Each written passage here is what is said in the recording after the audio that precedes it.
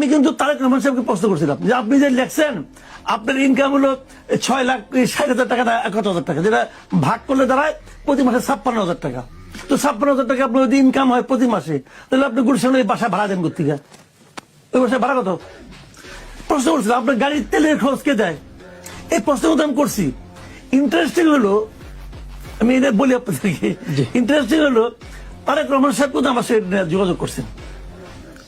ওনার সঙ্গে নিজে আমি গতকালকে রাতে বসছিলাম। উনি আমাকে ব্যাখ্যা দিচ্ছেন যে কিভাবে এই বাড়ি ওঠার, এই বাড়ি আমি ভাড়া নিয়ে নেই। উনি বলছেন এই বাড়ি হলো আমার মায়ের বাড়ি, ওনার মায়ের বাড়ি। সেই বাড়ি এতদিন ভাড়ায় ছিল, ভাড়ায় থাকার পর উনি এইভাবে আসছেন। আমি ব্যাখ্যা, উনি যে ব্যাখ্যাটা আমাকে দিচ্ছেন আমি ব্যাখ্যায় স্যাটিসফাইড ভাই। উনি আমাকে ডিটেল ব্যাখ্যা করে বুঝাইছেন।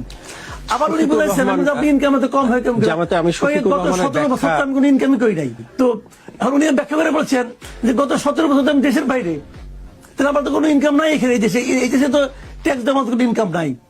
এবং সেই ইনকাম উনি বলছেন যে আমি যখন আমার আব্বা মারা যান, তখন সাত্তার সরকার 2 নাবালক সন্তানকে জন্য কিছু গভর্নমেন্ট কিছু টাকা দিয়েছিল।